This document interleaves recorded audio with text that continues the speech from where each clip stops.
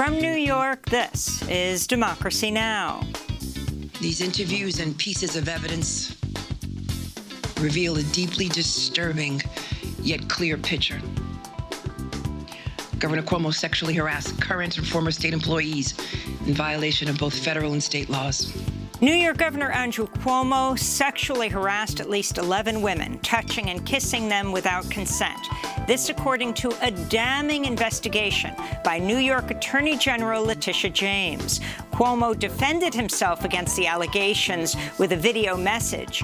His longtime ally, President Biden, and the entire Democratic congressional delegation of New York are now calling on him to resign, and the New York State Assembly plans to draft articles of impeachment. We'll speak with State Senator Julia Salazar and Xochitl Numaka, director of the New York Working Families Party. Then we go to Minnesota, where at least 20 water protectors were brutally arrested as resistance to the Enbridge Line 3 pipeline continues. I stand with young people and all people who are fighting for this world and fighting for life. There's nothing more powerful than fighting for life. A lot more of us need to act, and we need to do it soon. We'll speak with Indigenous lawyer Tara Hauska, who published photos of herself on social media with bloodied welts on her arms after she was shot with rubber bullets by police. But first, the Biden administration partially reinstates the eviction moratorium after massive public outcry. And we'll look at how critics say Biden's bipartisan infrastructure bill fails to urgently address the climate emergency, and why some say progressives in Congress should block it. All that and more coming up. Welcome to Democracy Now!, democracynow.org, The War and Peace Report. I'm Amy Goodman. The Biden administration's issued a new 2-month moratorium on evictions covering much of the country after facing intense pressure from progressive lawmakers led by Congressmember Cori Bush. The new CDC moratorium will cover areas of the United States where there's substantial or high spread of the coronavirus. A nationwide moratorium on evictions expired Saturday after Democratic lawmakers failed to pass a bill to protect millions of people who could be forced from their homes. On Friday night, Democratic Congressmember Cori Bush, who was once unhoused herself, began camping out on the steps of the Capitol in protest. She stayed on the steps until Tuesday's announcement. In a tweet, Bush wrote, "On Friday night, I came to the Capitol with my chair. I refused to accept that Congress could leave for vacation while 11 million people faced eviction. For 5 days, we've been out here demanding that our government acts to save lives. Today, our movement moved mountains," she said. During an interview on CNN, Bush responded to the temporary moratorium extension. I'm elated and I'm overwhelmed, because just the thought that so many people right now, millions of people, will not be forced out on the streets. Meanwhile, Democratic Congressmember Rashida Tlaib is calling on House Democrats to return recent contributions from real estate tycoon George Marcus, who recently donated $1 million to the House Majority PAC just weeks before Democratic lawmakers failed to extend the eviction moratorium. The COVID-19 death toll in Indonesia has topped 100,000 after authorities reported 1,700 new deaths today. Indonesia's death toll has doubled since May. Meanwhile, in Japan, Tokyo has set yet another record for COVID cases, reporting over 4,100 new infections today in the Olympics host city. Here in the United States, Florida Republican Governor Ron DeSantis is rejecting calls to impose a mask mandate as the state set a new record with over 11,500 hospitalized COVID patients. Doctors say 95% of the patients are unvaccinated. Louisiana has reinstated an indoor mask mandate as its hospitals also struggle to treat a record number of COVID patients. The American Academy of Pediatrics reports 72,000 children in the United States tested positive for COVID last week, an 85% increase over the previous week. The Academy estimates less than 2% of children infected require hospitalization. Here in New York City, Mayor Bill de Blasio has announced the city will soon require proof of vaccination to dine indoors, go to the gym, or attend indoor entertainment events. In other COVID news, the New York Times reports the Food and Drug Administration is moving towards fully approving the Pfizer-BioNTech vaccine by September. Meanwhile, former President Barack Obama has announced plans to significantly scale down his 60th birthday bash this weekend at the family's $12 million estate in Martha's Vineyard due to the spread of the Delta variant. President Biden and the entire Democratic congressional delegation of New York is calling on New York Governor Andrew Cuomo to resign after an independent investigation concluded Cuomo had violated state and federal law by sexually harassing 11 women, including 9 current or former government employees. On Tuesday, New York State Attorney General Letitia James released her 165-page report after conducting a 5-month probe. The independent investigation found that Governor Cuomo sexually harassed multiple women, many of whom were young women, by engaging in unwanted groping, kisses, hugging, and by making inappropriate comments. On Tuesday, Governor Cuomo defended himself against the allegations and rejected calls to resign. Members of the New York State Assembly are now moving ahead with plans to draft articles of impeachment. The governors of New Jersey, Pennsylvania, Connecticut, and Rhode Island also issued a joint statement calling for Cuomo to resign. We'll have more on this story after headlines. In election news, Shontel Brown has defeated Nina Turner, Bernie Sanders' former campaign co-chair, in a closely watched special Democratic primary to fill the seat of Marcia Fudge in Ohio's 11th congressional district. Brown is the chair of the Cuyahoga County Democratic Party. She'd received the backing of many establishment Democrats, including Hillary Clinton and Congressmember James Clyburn, as well as the Democratic Majority for Israel PAC, which spent hundreds of thousands of dollars on the race. Nina Turner was endorsed by Senator Sanders, Congressmember Alexandria Ocasio-Cortez, and other progressives. In a statement Tuesday night, Turner said, quote, "We didn't lose this race. The evil money manipulated and maligned this election." In Ohio's 15th congressional district, the Trump-backed coal lobbyist Mike Carey won the Republican primary, defeating 10 others. In Afghanistan, at least 8 people died Tuesday when a car bomb exploded in a heavily secured area of Kabul outside the villa of Afghanistan's defense minister, who was not home at the time. The BBC reports it was the first major bombing in Kabul in over a year. It comes as Taliban fighters are attempting to seize 3 provincial capitals, Kandahar, Herat, and Lashkar-Gah. The United Nations reports at least 40 civilians have been killed in Lashkar-Gah and 118 wounded over the past day. According to the Associated Press, the Taliban now controls 9 of the 10 districts in Lashkar-Gah, despite repeated U.S. airstrikes to slow their advance. The Afghan army has urged civilians to leave the city before the army launches a major counterattack against the Taliban. Meanwhile, Human Rights Watch has accused the Taliban of summarily executing soldiers, police, and civilians who've been detained during its recent offensive ahead of the U.S. military withdrawal, which is scheduled to conclude by the end of August. In Greece, thousands of people have fled their homes as wildfires rage uncontrollably in the northern suburbs of Athens amidst Greece's worst heat wave in decades. Greek firefighters are battling 81 forest fires across the country as temperatures soar to 116 degrees Fahrenheit. Meanwhile, more than 16,000 people have been evacuated in Turkey, which has been struggling to contain scores of fires over the past week. Police in Ukraine have opened a murder investigation after a Belarusian activist was found dead near his home in Kiev. Vitaly Shishkov's body was found Tuesday hanging from a tree in a park. Shishkov was a vocal critic of the Belarusian president, Alexander Lukashenko, and helped provide refuge to Belarusians who fled the country.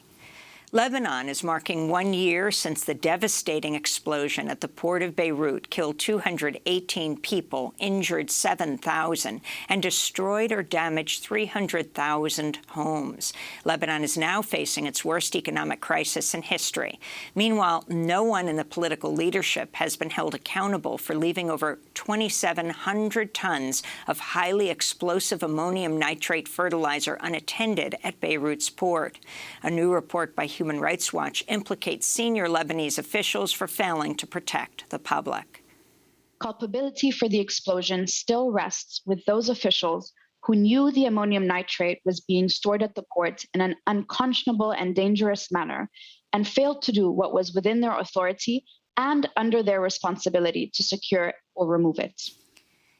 Ibrahim Raisi has officially become Iran's new president. He's a conservative cleric and protege of Iran's supreme leader, Ali Khamenei. On Tuesday, he vowed to fight U.S. sanctions. We will definitely pursue the lifting of tyrannical sanctions, but we will definitely not allow people's financial ability and the economy to be impacted by it. We will not link the sanctions to outsiders' wishes.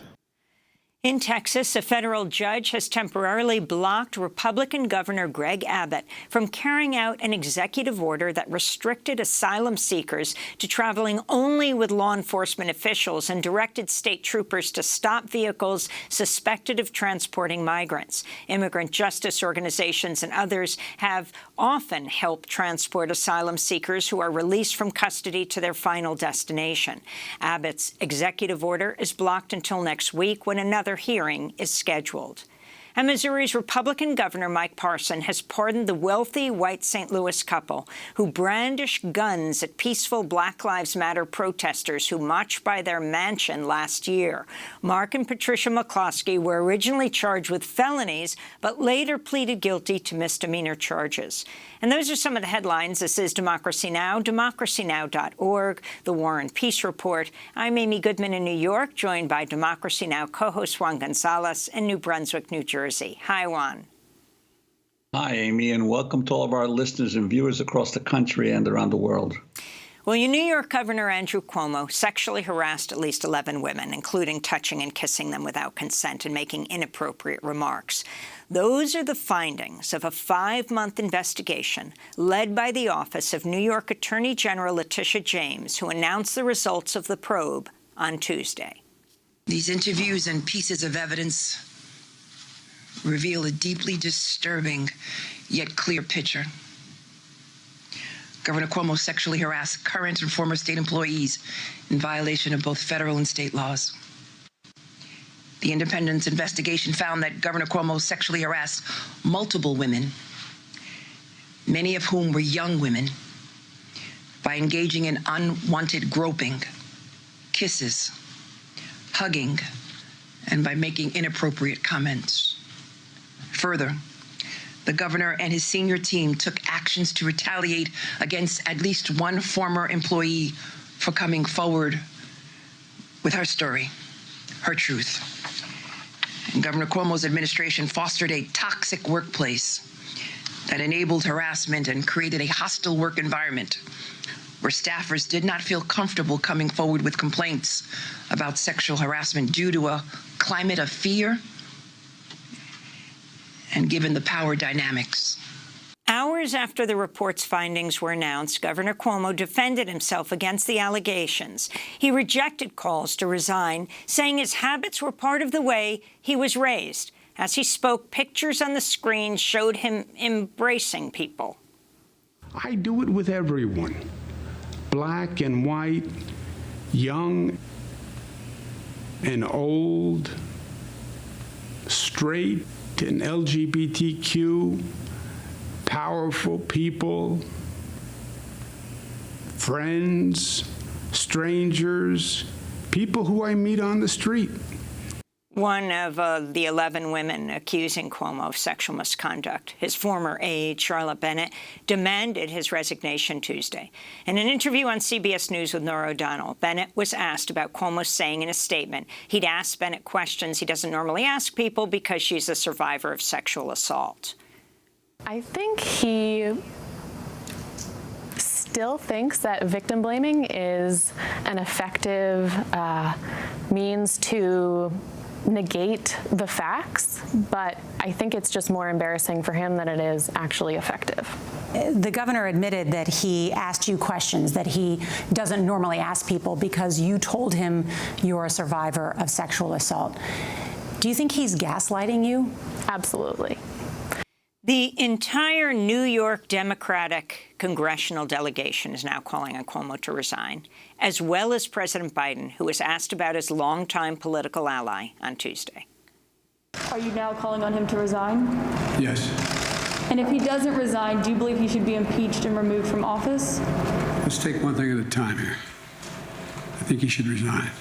Members of the New York State Assembly are moving ahead with plans to draft articles of impeachment.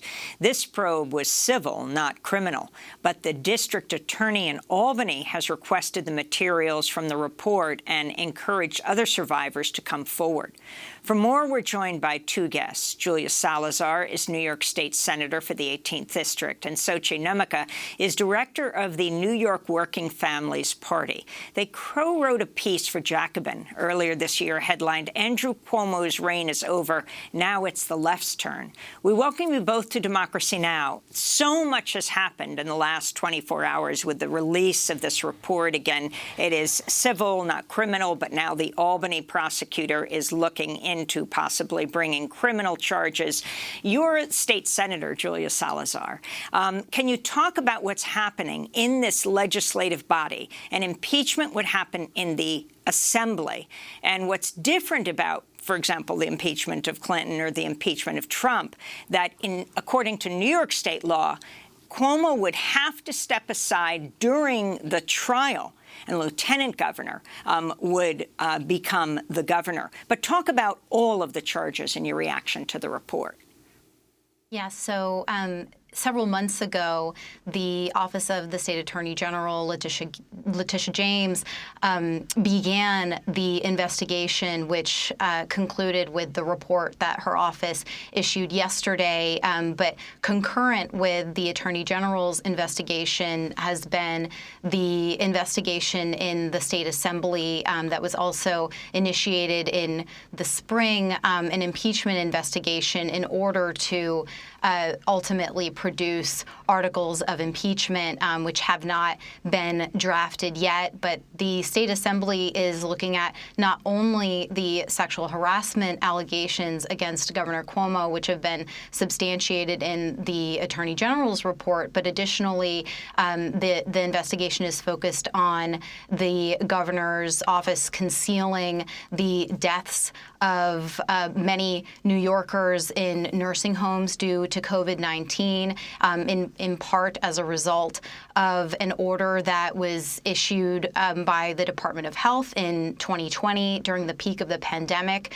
They're also looking at the governor's potential misuse of public funds, of state funds, in service of his $5 million book deal, which he secured in the peak of the pandemic as well.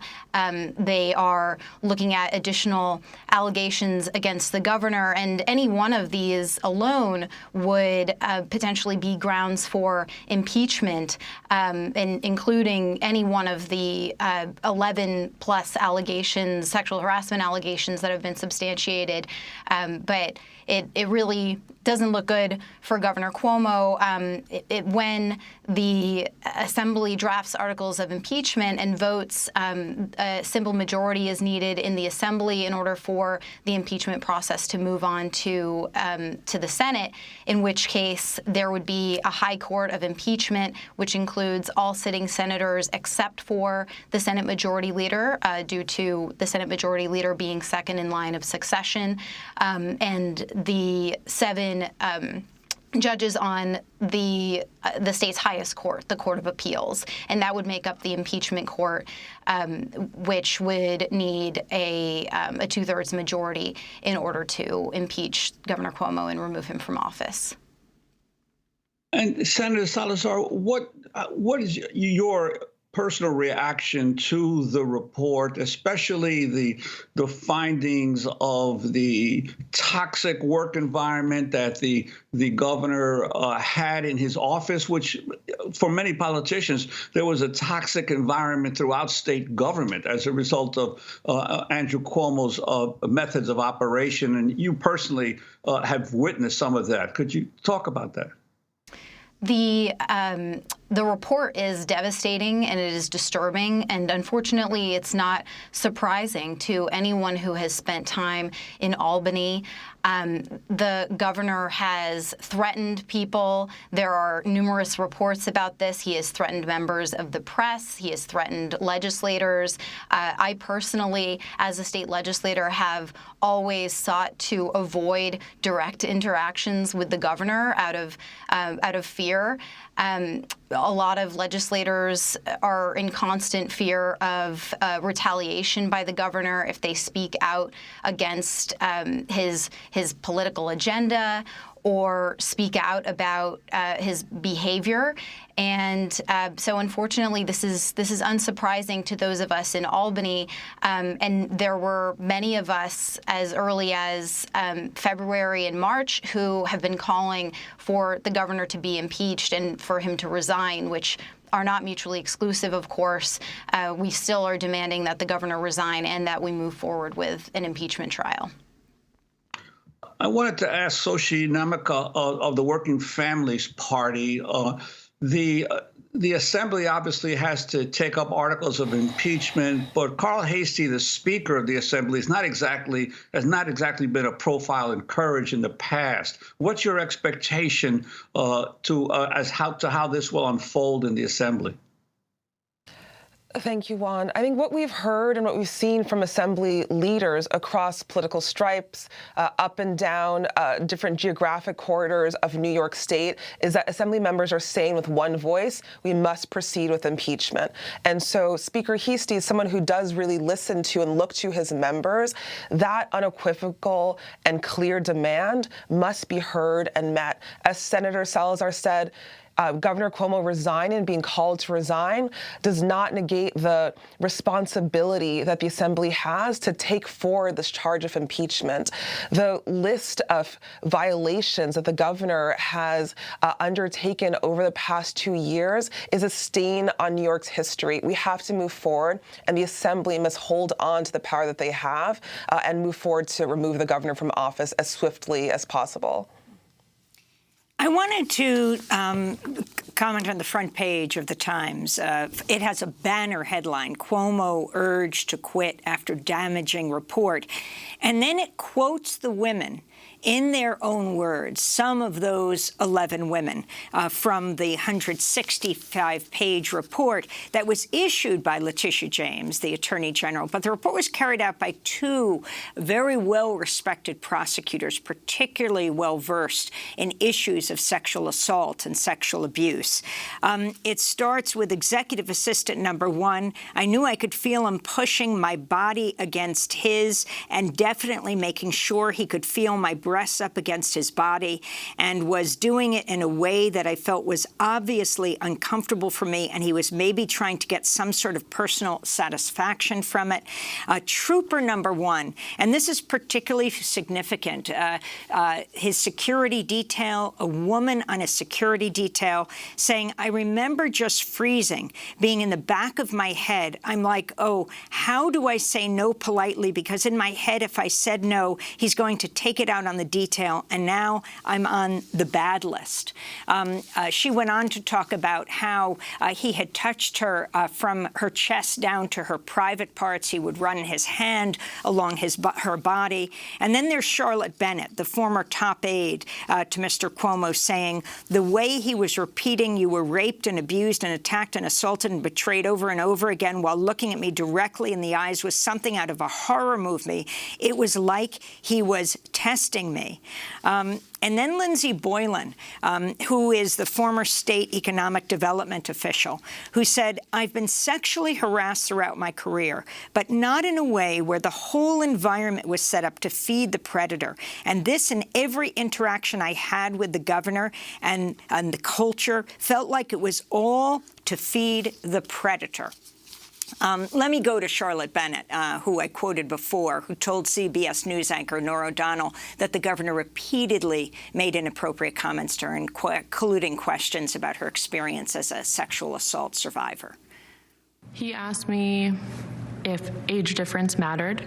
He also explained that he was fine with anyone over 22. And how old are you? 25. What were you thinking as he's asking you these questions? I thought, he's trying to sleep with me. The governor's trying to sleep with me. And I'm deeply uncomfortable, and I have to get out of this room as soon as possible. That interview conducted in March. Julia Salazar, the overall climate and what was known in the legislature. I mean, this kind of open secret, because the point of several of the women was that it wasn't just him, it was what they all made possible and the repercussions against them. You yourself, a sexual assault survivor, in your case, it was quite public, and you accused the spokesperson for the former Israeli Prime Minister, Benjamin Netanyahu. He ultimately was forced to resign. Yes, it's really disturbing as a sexual assault survivor to witness this play out. And additionally, as a legislator, we're familiar with the culture of fear that Governor Cuomo has created in Albany. Charlotte is absolutely right and very courageous in speaking out about her own experience. The culture that Governor Cuomo has created protects him, and it just perpetuates this cycle. People are fearful of him, are fearful of being retaliated against, and it also creates a culture in which people are loyal to him and are complicit in perpetuating this behavior and covering it up.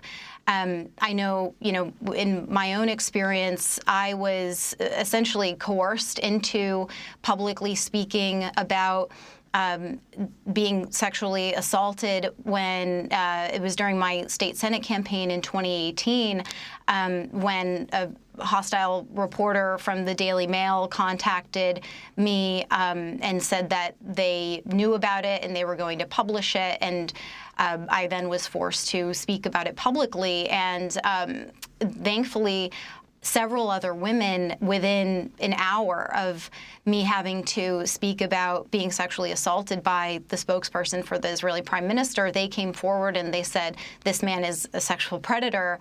We've had our own experiences with him. And it wasn't long after that, a matter of months before he was forced to resign. But I really, as someone who had not originally planned at the time to ever speak publicly about what had happened to me, I really admire the people, the workers, the women like Charlotte, who had the courage to speak out on their own volition so that other women would be empowered to do so as well. And I'd like to ask Soshi Nemeka about this whole issue of the role of the media in propping up and making Andrew Cuomo sort of a national hero during the COVID pandemic, the worst days of the COVID pandemic, the tendency of the media, for instance, to portray his battles with Bill de Blasio as two competing egos. What responsibility do the media have for all of these years, basically not really delving into the autocratic nature of Governor Cuomo? It's really been a series of disappointing revelations. Obviously, during the darkest moments of the pandemic, Americans were desperate for a counterforce to President Trump's blustering incompetence, and Governor Cuomo presented himself as Prince Charming, and the media and Americans and so many of us ate it up. But this is also recognizing years and years of a governor who led through fear and through austerity and through exclusion and through bullying. The way that they put forward those things as leadership, signs of leadership. His team often speaks to his bullying ways, his yelling, his diminishing comments as signs of leadership. But what is clear now is that they're actually the other side of an abuser's coin. What he does on the outside to exclude, to shame, to silence his opponents, what we see is that behind closed doors and in the shadows, he uses those very same leadership traits to abuse, to prey on, and to sexually harass. Those are components of his leadership quality, and we cannot extol them in public when we see the very real ways in which his bravado is actually abuse. And what would it mean if he was forced, if he either resigns or forced to step down? Can you talk a little about Sochi? Lieutenant Governor Kathy Hochul. Well, we need to usher in a post-Cuomo moment. We need a full transformation of New York State, and that's both in terms of policies, right? Governor Cuomo and his administration has overseen the largest housing crisis, overdose crisis in New York's history. We have failed to fully fund education until this year when progressives took over the budget. So it's both the policies that very much affect working people's lives, which have to happen under a new governor with progressive aims, but it's also the style of governing. There's a whole new bench of leadership represented by people like State Senators Julia Salazar, who know that we have to govern in a different way. We've seen a parade of New York leaders leave in disgrace, whether it's corruption or harassment or other unethical dealings. We need a new page, a brand new page in the state, and I will start with a progressive governor. Kathy Hochul did step out and condemn the governor's behavior yesterday after many, many months of us knowing that the governor was guilty of the very, very clear facts that are put on the table. And so I think we need a new page in New York history that will start with a new governor that's committed to progressive ideals that will put New Yorkers first and will not build a government of fear and protectionism to really just prop up their own political career. Sochi Numiko, I want to thank you for being with us, director of the New York Working Families Party, and Julia Salazar, who is a New York State Senator, 18th District. We'll link to your piece in Jacobin that you wrote earlier this year, Andrew Cuomo's reign is over. Now it's the left's turn. Next up, we look at how President Biden has partially reinstated the eviction moratorium after mass protests. And we'll look at the infrastructure bill, why some are saying progressives in Congress should block Biden's bill. Stay with us.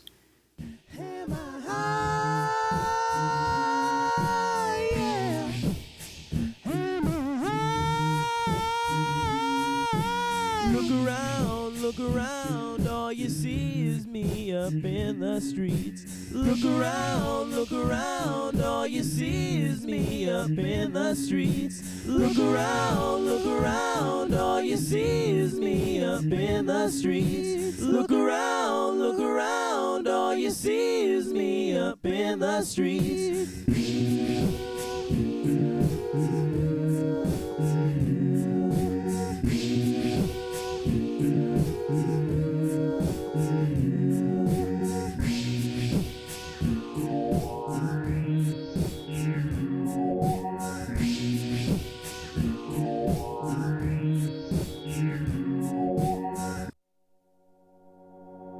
Cameo by Danny Fisher. This is Democracy Now! I'm Amy Goodman with Juan Gonzalez. The Biden administration's issued a new 2-month moratorium on evictions covering much of the country after facing massive public outcry from progressive lawmakers led by Congressmember Cori Bush. The new CDC moratorium will cover areas of the United States where there's substantial or high spread of the coronavirus. A nationwide moratorium on evictions expired Saturday after Democratic lawmakers failed to pass a bill to protect millions of people could be forced from their homes.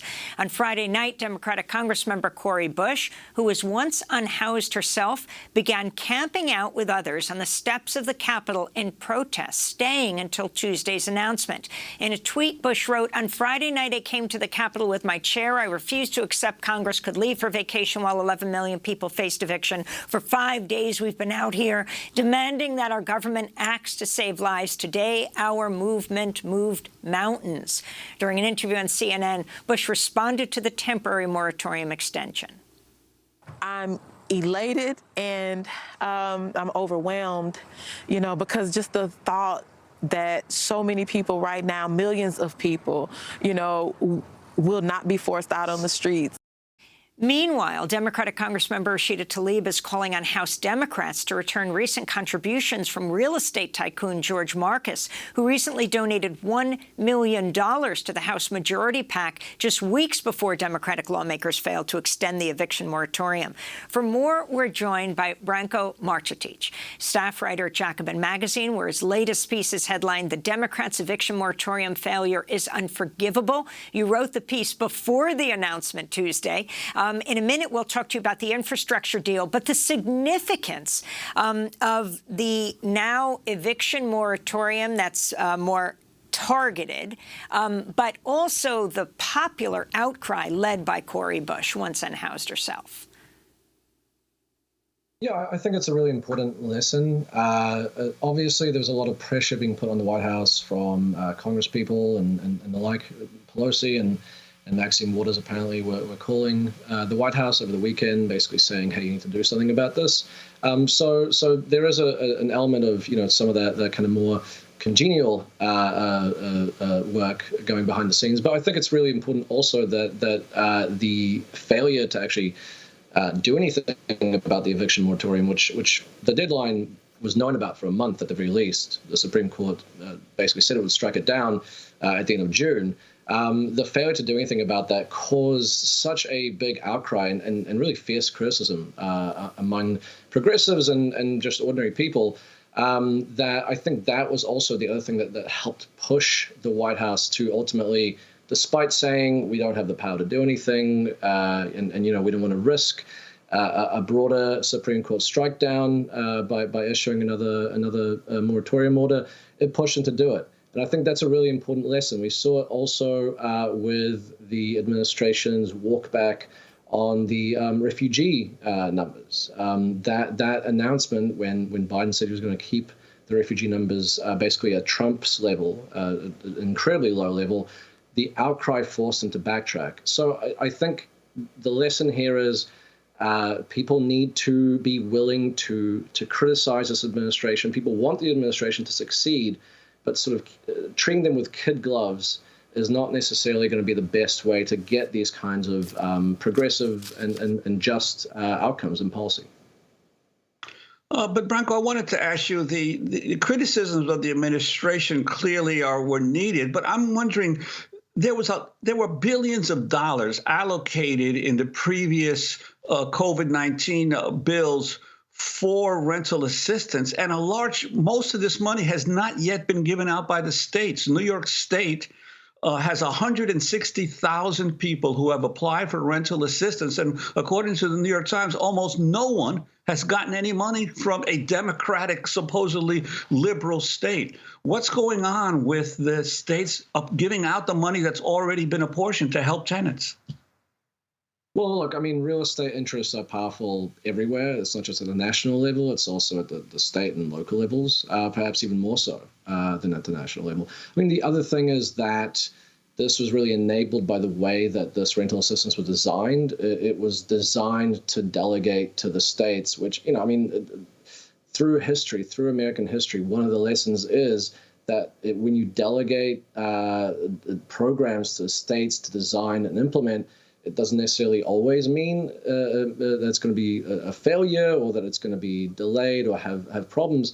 But just by nature of the fact that state governments are not always controlled by progressive lawmakers, it does mean that you risk all these different states and localities putting in different rules and different requirements that end up making it a lot harder for people to get the money. And that's basically what happened. The reason people aren't getting it quickly enough, people are having trouble with being able to apply for these things, being able to fill out whatever they have to fill out. And you compare it to, say, the PPP support that was given to businesses by the Trump administration. That program was designed, it was a federal program.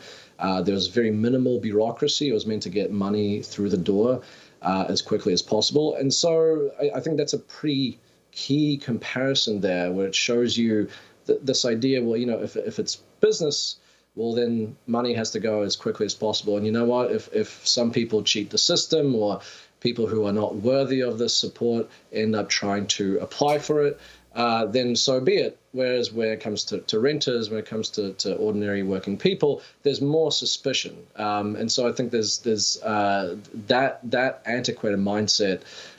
There's still a long way to go to overcome it. So I want to ask you, Branko, about a key part of President Joe Biden's agenda, the bipartisan bill that's the first phase of his infrastructure plan.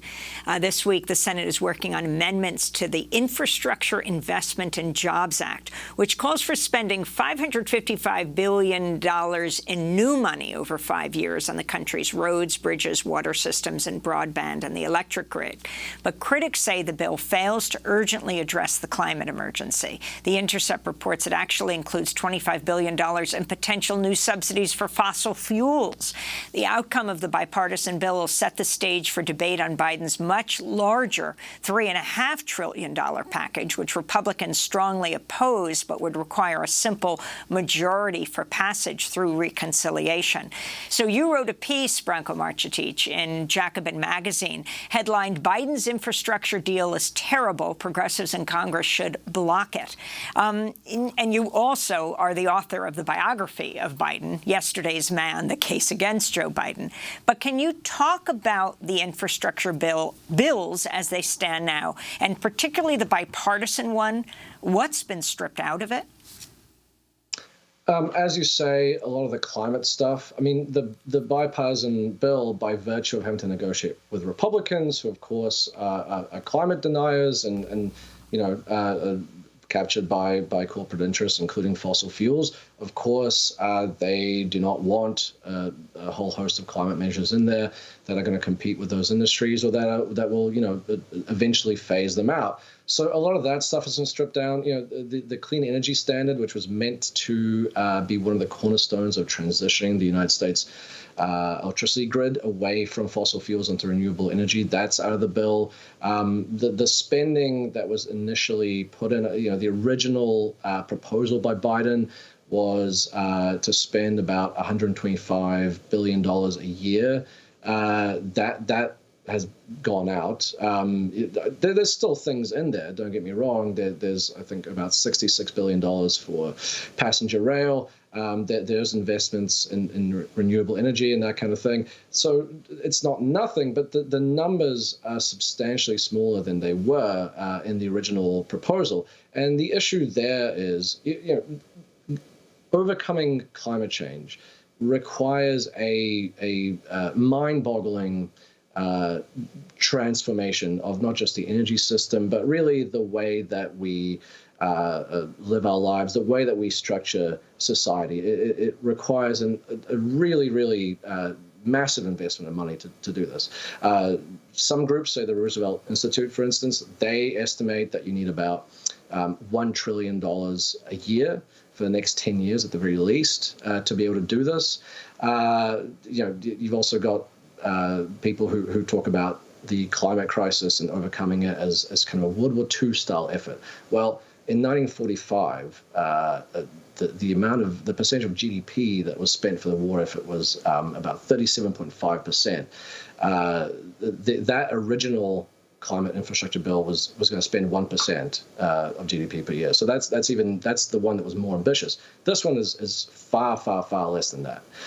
So I think the climate issue is probably the biggest thing that's not in there. But you've also got a whole host of things that are in the $3.5 trillion one that the Senate is trying to pass that are not in this bipartisan bill because I guess they were not considered by Republicans and some of the more conservative Democrats who are negotiating this bipartisan bill as infrastructure. So that includes universal pre-K, that includes free community college, and you know, other things like that, things that are not physical infrastructure. They're not bridges and roads, but they are key to how the economy functions. You need educated workers to be able to have a good functioning economy. You need your people's kids to be taken care of, to have somewhere to go so that people can go to work and not have to think about what they're going to do in terms of childcare.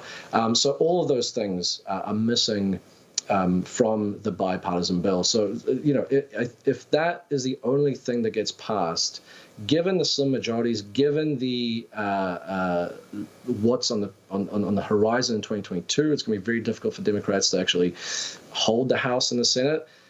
If this doesn't get passed, it will be looked at as a massive missed opportunity that we will really regret, I think, in years to come. But then in terms of being able to accomplish both the bigger bill through budget reconciliation and this infrastructure package, how do you foresee that actually happening? And what is the role of progressives in that situation? For instance, if the progressives do try to block infrastructure, do you think they will have sufficient leverage to get what they want in the reconciliation bill? Well, yeah, it's tricky. So Biden has said that they're going to pass both bills in tandem. The Senate leadership and other Democratic leadership, they've said as much as well. At the moment, the idea is to pass first the bipartisan bill in the Senate, send it to the House, and then after that, just before the Senate goes in recess, to pass basically the framework for the bigger $3.5 trillion reconciliation bill, which also will then go to the House. Now, the issue is, can progressives trust that if they vote for this bipartisan bill, that they won't have the rug pulled out under them, either by the Biden administration, which has already dropped a number of pretty significant campaign promises, including the public option, which never gets talked about anymore, and by conservative lawmakers, people like Joe Manchin and Kyrsten Sinema, who has already said $3.5 trillion, that's way too much money for me, I'm not going to support that. Can they trust that? I would say they cannot. And so the question here is, are progressives, you know, there's a very slim majority in the House that the Democrats have because of the election loss in the House during 2020, which on the one hand was bad for Democrats, but can be very good for, you know, given the fact that there is a pretty substantial number of socialist and progressive lawmakers now in there who can serve a role like the Tea Party served for the Republicans, you know, back during the Obama years, where they can use their numbers to say, hey, well, if you're not going to give us what we've asked for, then we're going to vote this down. We're going to vote down your bipartisan infrastructure package, and therefore no one gets anything. They have said as much. You know, AOC, Alexandria Ocasio-Cortez, she has said that she will not be voting for the bipartisan package unless the reconciliation bill also goes through. Bernie Sanders in the Senate, he has said the same thing, essentially. The question is, you know, what kind of guarantee are they going to get that they are not going to have that rug pulled under them? You know, and I think a verbal agreement or a verbal assurance is not enough. So, yeah, I would say, look, if the cost of passing the reconciliation bill is having to pass this bipartisan bill as well, that seems like an acceptable price. But if that reconciliation bill looks like it's actually going to get blocked, then progressives need to, you know, use their numbers and use their leverage and wield power that they really have in this Congress. Branko Marcetic, I want to thank you for being with us. Staff writer at Jacobin Magazine. We'll link to your latest piece, Biden's infrastructure deal is terrible. Progressives in Congress should block it. Next up, we move from the battle in Congress to the battle on the front lines. 20 more water protectors were brutally arrested over the weekend fighting the Enbridge Line 3 pipeline. We'll speak with Indigenous lawyers lawyer Tara Houska. Stay with us.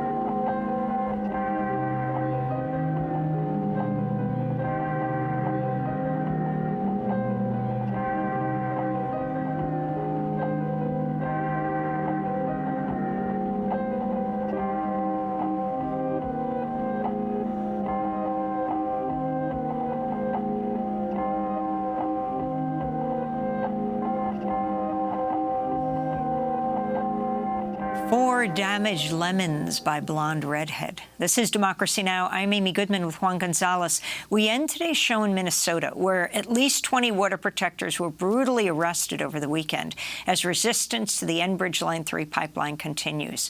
Water protectors say state and local police have escalated their use of excessive force, using tear gas, rubber, and pepper bullets to repress Line 3 protesters. On Sunday, Indigenous lawyer and activist Tara Houska published photos of herself on social media with bloodied welts on her arms after she was shot with rubber bullets during an action last week. Houska and 19 others were held in Pennington County Jail over the weekend, where several water protectors say they were denied medical care for their injuries, were denied proper food, and some were reportedly held in solitary confinement. Well, Tara Houska joins us now for more from the Namuag camp in Minnesota, founder of the Ginu Collective, and is Ojibwe from Couchiching First Nation. Welcome back to Democracy Now!, Tara. Can you describe what happened when you were arrested and the escalation of force that the police are using against you? Good morning. Yeah, so in a situation in which there were a number of shutdowns of various drilling operations across several rivers here in northern Minnesota, this would have been the 5th drill shutdown in as many days. And the attempt by water protectors, including myself, to engage in those processes and attempt to protect the river was met with extreme force. We were under smoky skies and a red sun due to the wildfires that are raging in Ontario, just north of us and west of us, and next to a drought-stricken river. So a very, very deeply harmed river, and a gigantic drill in the background drilling through, attempting to put in a tar sands pipeline through that drought-stricken river. And the level of brutality that was unleashed on us was very extreme. People were shot in their faces, in their bodies, in their upper torsos. I saw a young woman's head get split open right in front of me. It was a really, really brutal scene. And the arrests in person were also quite brutal, throwing people face down in the dirt and being extremely violent in a situation in which we were outnumbered by police at least 2 to 1. And many, many, many counties present protecting this one place, in which also happens to be a county where a murderer, an actual murderer, is still on the loose, has not been caught. But there were somehow over 50 police officers in that one place watching water protectors. And Tara, could you talk about the this increasing cooperation and partnership between Minnesota State and local police and Enbridge? When I was sitting on the side of a police vehicle with several others waiting to be brought to jail, I overheard several of the police officers talking about how they were going to get bonus time for this brutality they had unleashed upon us. It's at this point a pretty known thing that police officers are reimbursed for any costs associated with Enbridge Line 3 protests, and it seems like they welcome the opportunity. One police officer was actually grinning and smiling and said he had a great time and couldn't wait for us to come again. They've billed over $1.7 million to the Public Safety Escrow Trust, in which Enbridge is dumping millions of dollars to incentivize and encourage police officers to repress, suppress, and surveil, harass Indigenous people and our allies that are helping us try to stop this pipeline from happening in our treaty territory. It is a very clear pattern of aggression and of cooperation that's also being enabled by things like the Energy Security Act that has just passed through the House very recently. So it's a precedent that is very dangerous, and everyone should be afraid of this, regardless of whether or not they're engaged in pipeline protest. And the latest protest on the Red River came as another spill was reported on the Mississippi River headwaters, where Enbridge has continued to drill despite a temporary halt buffer zone issued by White Earth Nation. What's the latest on the construction of the pipeline and other actions? Construction is 24 hours a day. Enbridge is working as fast as it possibly can. I'm guessing after police were harming Indigenous people using rubber bullets paid for by the Enbridge company, that there's probably even more of a push to get this done as quickly as possible before the Army Corps intervenes, if that's indeed what they choose to do. There is an ongoing call out to the Army Corps, to the Biden administration, to intervene before more people are hurt, before more frackouts happen at the Mississippi River headwaters, the place where the Mississippi River, one of the biggest river systems in the world, begins. There have been a number of spills just in that one location and several others along the 200 water bodies that are proposed to be impacted by Line 3, the 800 wetlands that this project wants to go through. Tara, we just showed the images that you put out, just even of yourself with the rubber bullet welts on your arms. If you could describe why you're doing this. I mean, we're seeing progressives in Congress, they're fighting hard. You are putting your bodies on the line. And what message do you have for Washington now as they fight over this infrastructure bill, these two bills? What you're doing, what you want them to know about Minnesota, about the Gino Collective camp, and how you've been blockaded there by the police? I began my own professional career in Washington, D.C., and understand a lot of how the dynamics of Capitol Hill work. I worked in various offices, including the White House, when I was out there. And it is so clear to me and to the many young people who are part of not just this movement, but movements across the globe, the Indigenous people who are leading struggle to protect the last beautiful sacred places, that it is simply not working fast enough. In the conversations and arguments that are very based in status quo, in this idea that we will continue on in the way that we have always done things, and that it is simply a matter of transitioning into another form of energy economy, that is not reflective of what is actually happening. We should understand that as the last time I spoke with you, there was an entire city that had been burned to the ground from wildfires that are directly related to climate crisis. The climate crisis is happening. And for myself, if it takes seeing Indigenous bodies being brutalized to understand what is really occurring in real time, what is happening to the people as we are defending these last places, that's what I'm willing to do. And that's what many, many others are willing to do. I was just one of many people who were hurt. I was put in solitary confinement. I was denied medical care after being hospitalized when I got brought in. We as human beings have to decide what we're going to do. And some of us are pushing as hard as we can with everything that we can. Tara Haskell, we want to thank you so much for being with us. Indigenous lawyer and activist, founder of the Gino Collective, Ojibwe from the Cochiching First Nations, speaking to us from Minnesota, where she was just recently arrested, hospitalized, put in solitary confinement, and now out, brutalized with police shooting rubber bullets at her. That does it for our show. Democracy Now! Is currently accepting applications for our video production fellowship and our digital fellowship here in our New York City studio. Learn more and apply at democracynow.org. Democracy Now! Produced with Renee Feltz, Mike Burke, Dina Guzder, Messiah Rhodes, Nermeen Sheikh, Maria Tersena, Tammy Warnoff, Tarina Nadura, Sam Alkoff, Tamari Astuju, John Hamilton. Special thanks. I'm Amy Goodall-Gonzalez.